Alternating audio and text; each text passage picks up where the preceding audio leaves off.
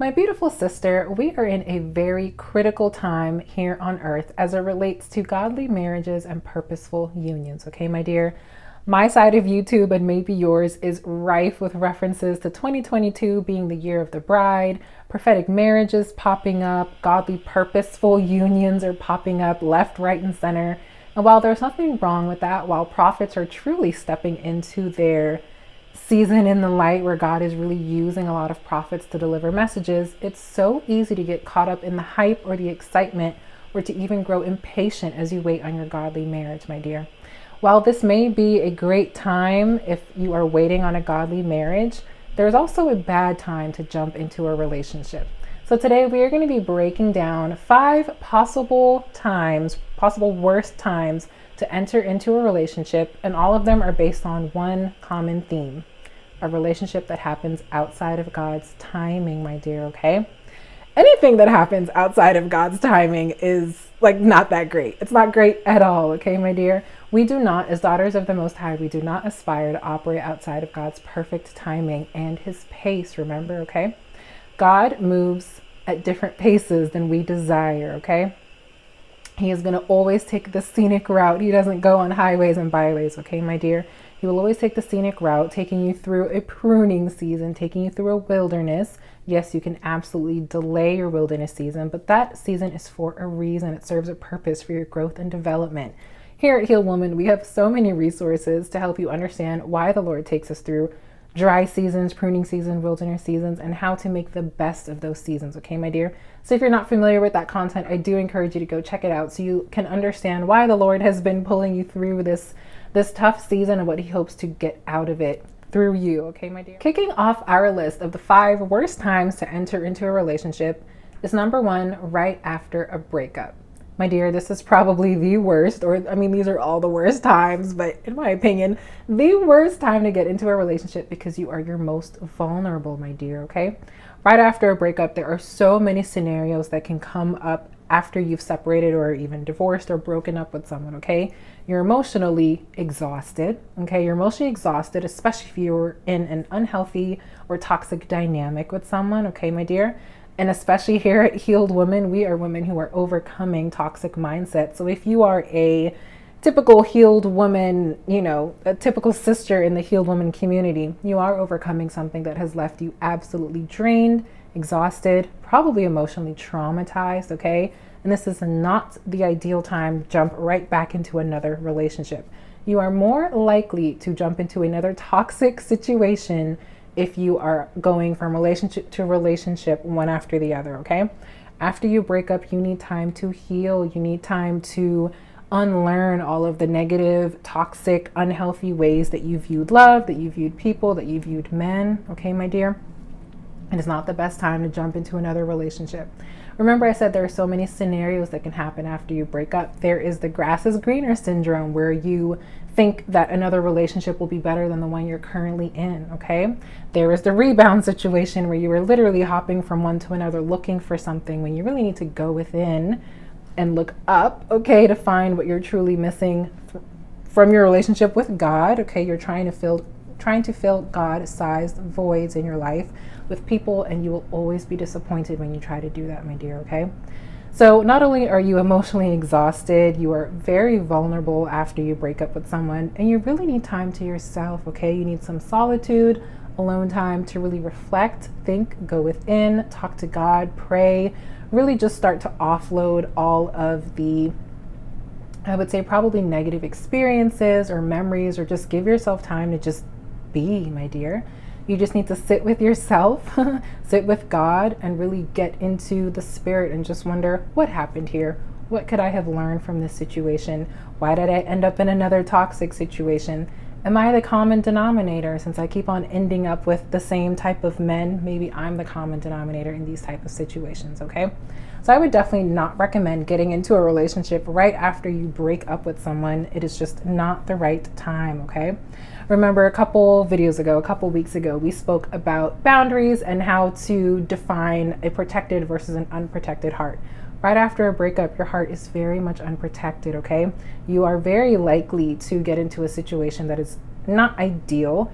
if you go into it with an unhealed heart, okay, my dear? And we talked about boundaries, how it functions like a fence with a gate versus a wall or a tower, keeping everyone either in or out, letting in the bad or keeping the good out. Yes. We don't want you to be on any of those extremes, my dear, not knowing how to stand up for yourself or even let good people in when you're able to discern who can be in your life or not, okay, my dear? So it's so imperative that you let the Lord rewire your definition of safe, healthy boundaries, okay, my dear, if that's something you struggled with in your previous relationship, or just honestly healing and protecting your heart, okay? It's the perfect time to just kind of close that gate, my dear, close that gate and just work on what's inside your property. So your heart, your mind, your emotions, okay? Everything that you dealt with, unpacking the experiences from that broken relationship, and really just let the Lord help you process some of those takeaways so that you can begin healing, leveling up, really attracting the love that you deserve and that God has for you, okay, my dear, and not allowing yourself to fall into a similar situation. So again, getting into a relationship after a breakup, bad timing, bad idea, not an ideal situation, okay, my dear? So our second worst time to jump into a relationship is if you have lingering unhealed trauma from your childhood. Oh, doesn't pop culture love to talk about childhood trauma, okay? That is, I would say, anything that happened in your childhood that shaped the way you view the world, okay? We all had something traumatic happen to us in our early years that really defined how we viewed love, dating, relationships, people, friendships, money, anything, you name it, okay? There was a relationship that was broken or damaged or neglectful or abusive or absent that really shaped the way that we view our parents, that we view family, that we view love, boundaries, all that good stuff, communication, okay? And so if you have an unresolved issue from childhood, you are probably more likely and quite possibly bringing those experiences and that lens, the way you see the world, into your relationships, my dear. If you are entering into a relationship with unhealthy communication, unhealthy or ineffective communication like tactics, I would say, or you have no idea how to hold a conversation or establish boundaries or say no or say yes, like you have unresolved or unaddressed issues that are preventing you from really attracting the ideal relationship, the perfect relationship for you, and also being a good partner, my dear, okay? If you cannot show up as the best healed version of yourself, you as well as the other person that you're attracting are contributing to a very toxic dynamic, my dear. And we as daughters of the Most High do not aspire to live in low-level situations, my dear, okay? The Lord has better, but you have to allow Him to work on your heart, to heal you, to help, build those gates and those fences so that you can step into a relationship as the best healed, protected, safe version of yourself, my dear, okay? We do not desire to bring unresolved, unaddressed issues into our relationships because they will fester. They will absolutely fester and contribute to the detriment of your relationship, okay, my dear? So unresolved issues from childhood, it's definitely a drawback when thinking about entering into a relationship. So you first have to be aware that there are unaddressed issues in your childhood, my dear. If you're not aware of them, sis, like if you're not even aware that you could be contributing to the health or, detracting from the health of your relationship, how will you ever know? How will you ever know what work you have to do to be able to be the best healed version of yourself, my dear, okay?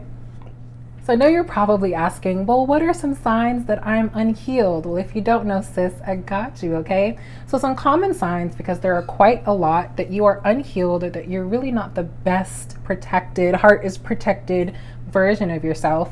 A lack of boundaries, okay? A lack of healthy boundaries and being able to set and reinforce them, my dear, okay?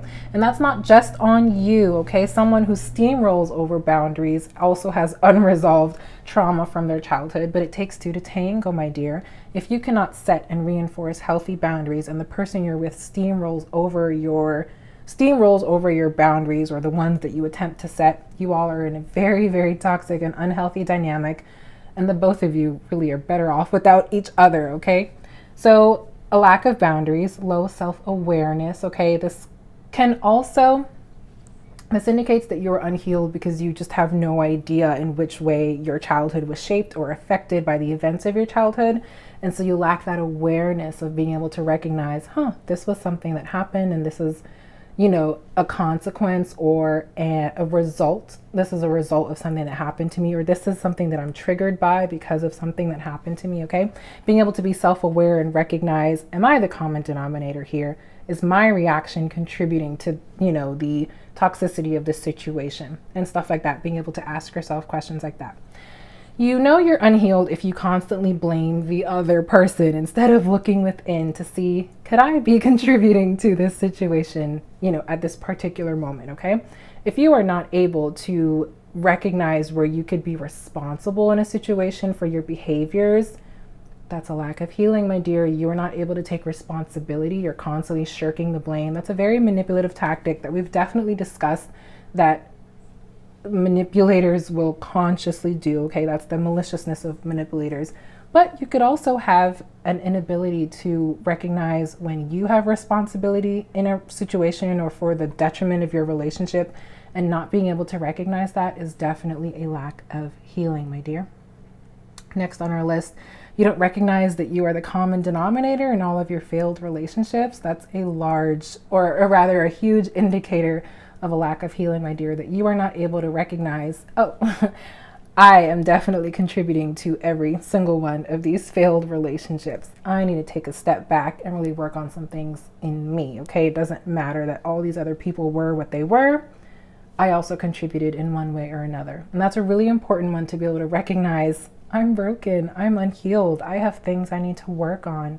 I have issues that need to be addressed. I could really use some coaching. I could really use some mental health counseling. I could really use a fresh start. Okay. Those are really important things to be able to be self-aware about and to also put into action, my dear. So we know that being unhealed is a major drawback to entering into a relationship. And the only way to heal is to let Jesus into your heart, okay?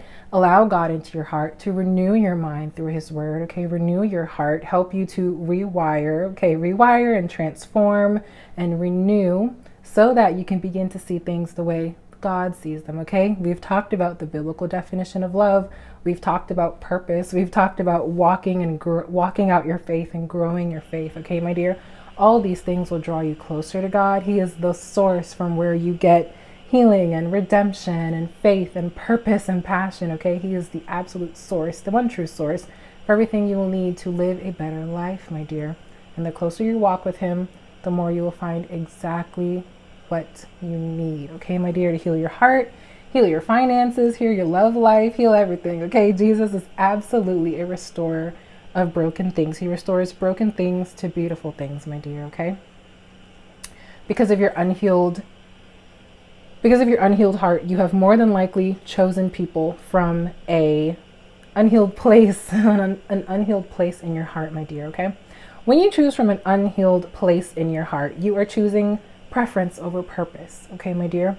You choose your type, your current type, what you're most attracted to in this season, over your lifelong trajectory, my dear, okay? You're only looking at physical attraction right now versus who you're going to be in 10, 15, 20 years, my dear, okay? And also looking at your partner through those lenses. When you choose based on from an unhealed place in your heart, you are more than likely to choose someone with similar dysfunctions to yours versus similar purpose, okay? You are choosing someone who you are able to identify their pain in this season, but you two, being unhealed, have no idea how to come together and be healed together. You have no idea what it looks like to be two healed, whole individuals in a relationship versus two halves of a person coming together. It doesn't work like that. God does not put two halves together. He brings two whole people together, my dear. And until you've allowed the Lord to heal your heart and come in and renew your mind, you're still walking around as pieces of yourself, my dear, okay? And we do not desire that as daughters of the Most High. We do not want to choose based on similar dysfunctions or preferences or types or anything that is really quite temporary and a terrible way to judge a person's character. We are choosing based on purpose, based on being healed, okay? If we are working on ourselves to heal ourselves and be the best version of ourselves, we are absolutely expecting the other person who we are attracting to be the healed best version of themselves as well, okay? We're not choosing based on preference or type. We are choosing on purpose and choosing according to purpose, my dear, okay? If you're waiting on a godly marriage, you are truly waiting on a purposeful partnership. The Lord is going to bring you together once he sees that your purposes, one, that you are walking in purpose, and two, that your purposes align, my dear, okay? God's never going to partner you with someone. God, okay, not humans, God will never partner you with someone whose purpose does not align or complement each other. And that is the relationship we are waiting for. We do not wish to choose from an unhealthy, toxic, unhealed place in our hearts, but rather we are letting the Holy Spirit in, renewing our minds and our spirits, and desiring healing, okay? Healing for the rest of your life. Healing. Always choose healing, my dear. So our third sign, or third worst time to enter into a relationship, is when you are either lonely, desperate, or vulnerable. That's a big one. That is a big one. So this is probably the worst combination of feelings, or the worst state, emotional state from which to choose a relationship, my dear. We have definitely talked about the spirit of desperation on this channel, where Isaiah 4 chapter 1, come on, y'all already know Isaiah chapter 4 verses 1, where 7 women are clamoring for one man just to say, I'm married. Okay, we will bring our own food and our own resources. Just give me your last name. That verse still gets me every time. I cannot believe how desperate those women are, how some women are, unfortunately, that they will literally do anything just to have the honor of marriage. No, it's not honorable when you are so desperate to literally buy yourself out of your singlehood, my dear. The Lord has so many beautiful projects he wants you to work on in your singlehood. One of them being yourself. Okay, the Lord wants to work on you in your singlehood, and it is not the ideal time to jump into a relationship to escape loneliness, vulnerability, or desperation, okay? So we dealt a little bit with desperation, which is just not a great place. It's not a great place to choose a partner, okay? If you're choosing out of desperation, my dear, you are literally saying, I will take whatever comes along because I simply do not wish to be alone. I do not want to be by myself. I will take anything. And when you stand for nothing, you fall for anything, my dear, okay? Next, let's talk a little bit more about loneliness, my dear, which in my estimation is even a little notch worse than desperation, okay? If you are choosing someone to escape loneliness, you're really saying, I don't even enjoy my own company. I don't know how to be alone. I do not desire to be alone. And yes, there is a difference between being alone and being lonely. Being alone is a physical state. Like right now, I'm recording this video and I am essentially alone because there's no one around me. But being lonely, okay? Being lonely is a feeling. It's an emotional state of being where you are literally desiring something that you cannot have, or you have something that is not fulfilling it, okay? If you desire to have a deep emotional connection or a conversation with your partner and they are literally maintaining surface level conversation, not engaging you in a deep way, not giving you what you desire, you can start to feel loneliness in your relationship, my dear. So choosing a relationship from that place of loneliness to escape loneliness, no one can fill that void, my dear, not in the way that you expect, okay? Yes, you will attract if you let the Lord pair you purposefully, you'll absolutely attract someone who will fulfill that emotional intimacy that you crave. But it starts with your Heavenly Father, my dear. If you cannot allow God to fill all the voids in your life, which He literally exists to fill the voids, okay? He has created voids in our life that only He can fill. Validation, okay? Validation, approval, we get our identity in Jesus Christ. These are things you cannot look for in people, places, money, possessions, okay, my dear? All those things and more come from the Lord Himself, okay?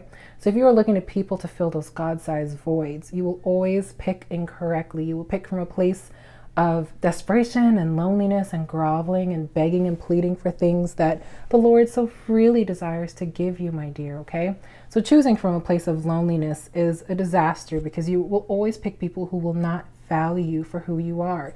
If you don't see the value in yourself and being alone, not lonely, but in being alone, enjoying your company, enjoying quiet time, solitude with the Lord, and just learning to love yourself as you are, you'll always pick people who will not love you for who you are, okay, my dear? And plus, you can't escape loneliness with other people. You could literally be in a room surrounded by people and still feel lonely, my dear, okay? It's truly an emotional state of being, okay, my dear? It's not something you can escape with company. Lastly, we did talk about vulnerability, and I wanted to clarify what I mean. So vulnerability, depending on the context of it, can be a good thing, okay? Vulnerability is actually necessary in healthy dynamics and healthy relationships, because that is the foundation for building intimacy, okay? You have to be vulnerable to be able to connect with someone on a deep emotional level, to be able to open yourself up physically or sexually with your partner, your spouse, okay? Opening yourself up sexually with your spouse, okay? Here at Healed Woman, we absolutely believe in waiting until marriage to have sex, okay, my dear? So being vulnerable is healthy inside of a marital relationship. It's healthy inside of a mutual friendship or a partnership, depending on the level of vulnerability. However, if you are in a counterfeit relationship or in a relationship with a counterfeit, that person is more than likely going to use your vulnerability against you, my dear, okay? So if you're picking from a place of being vulnerable, where you are begging, pleading, groveling for this person's attention, they're going to use that against you, my dear. If you are throwing money at this person just to get them to stay, they will use your vulnerabilities against you, my dear.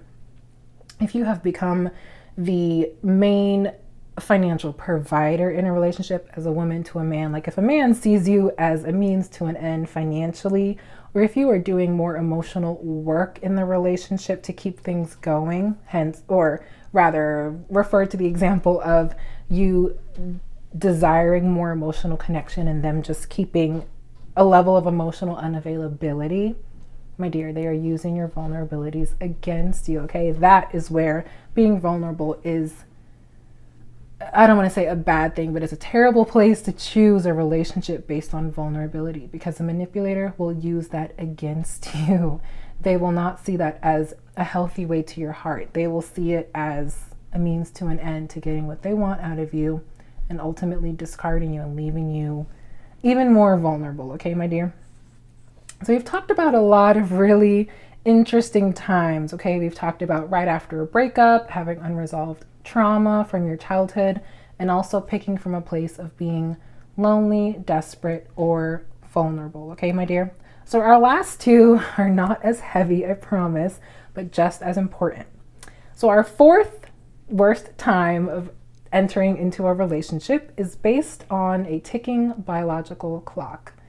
My goodness, I had to throw that in there because there is no worse clock, with which to measure time than your biological clock, okay? Than your biological clock. My dear, God does not ascribe to our timing and our pace, my dear. You think he cared in the story of Abraham and Sarah? You think he cared she was more than 90 years old, or whenever she conceived her son Isaac? You think he cared about that? The Lord was like, I have a promise for you, Sarah. Will you wait for it? She did not at first. She created an Ishmael, literally. And her impatience backfired, okay, my dear? If you are racing to get into a relationship because you have a biological clock, or because there's maybe pressure from family or friends, or maybe even your partner on, starting a family or getting things going in a certain pace, in a certain amount of time, that is not the right time to jump into a relationship, my dear. There is already a reversal of understanding, or it's like a misunderstanding of how relationships are supposed to flow, okay, my dear? If someone is putting pressure on you to get something done by a certain time, or you are putting the cart before the horse, where you are, trying to lock this guy in by having a baby with him before committing to marriage, you're doing things out of order, my dear. And remember, I said all of these signs are the worst time to get into a relationship because they are outside of God's timing, okay, my dear? You pushing against the biological clock is not an excusable reason to get into a relationship. God does not care if you are 40, okay? He does not care if you are 35, 50. Like, his perfect timing is literally his perfect timing, okay, my dear? He does not work on our timing. Instead, we must conform to God's timing and pace, okay? So I don't want to hear any more excuses about, oh, my biological clock is ticking. So is everyone's. Everyone's life clock is ticking. You think God is not a respecter of persons, okay, my dear? So that one gave me a good laugh, but it's serious. I know a lot of women are A lot of women are looking at all the wrong places for, a determining factor, as a determining factor of when they should get married or have kids or start a family. Just slow down. God will make everything beautiful in its time, my dear. If it has not happened, or if it's not beautiful, it's not God's perfect time. Seriously. You can find that in Ecclesiastes chapter 3, where it says there's a time for everything under the sun. Time to love, time to hate, time to embrace, time to refrain from embracing, all the things, my dear. Read Ecclesiastes chapter 3. It's beautiful, and it will let you know, or it will remind you, there truly is a perfect time for everything under the sun. So our fifth and final sign of the worst time to get into a relationship is based on peer pressure, okay? This one kind of ties into the biological clock ticking, where if you have peer pressure or family members putting pressure on you to get into a relationship, to settle down, to get married, to have kids, bad timing, my dear, okay? It's going against God's perfect timing. It's going against his plans, his pace for your life, okay, my dear? And we always want to choose according to God's timing, not our own, not our will, but God's, okay? So don't let your family members pressure you into getting into a relationship prematurely or to start dating prematurely, especially if you have an unhealed, broken heart. You need to work on yourself in this season and not entertain people in this critical time in your healing journey, okay, my dear? So we've discussed a lot of really interesting things in this video. I pray that none of you all are in this situation. And if you are, I pray that these signs help you to realize, let me reevaluate what I'm doing in this season to make sure I am aligned with God's perfect timing, his pace, and his plans for my life. Okay, my dear? He is going to make something so beautiful out of you, out of your future, out of your plans, if you submit them to him, if you submit them to God and say, Lord, send me wherever you will go. Wherever you send me, I will go. Whatever you tell me to do, I will do. I surrender to your plans, your pace, and your timing for my life. And I cannot wait for you to make something beautiful out of all the things I submit to you. Okay, my dear? So remember, if it's not beautiful, it is not time. It's not time. So I pray these signs really helped you, especially for those waiting on their prophetic, on the release of their prophetic marriage. Please do bear these signs in mind when thinking about your prophetic spouse or whatever the Lord has been confirming to you in this season. If any of these signs align in your life right now, that's not the one, sis. That's not the one. So with that, I leave you. I'm always praying for you, and I will see you in my next video, sis. Stay blessed.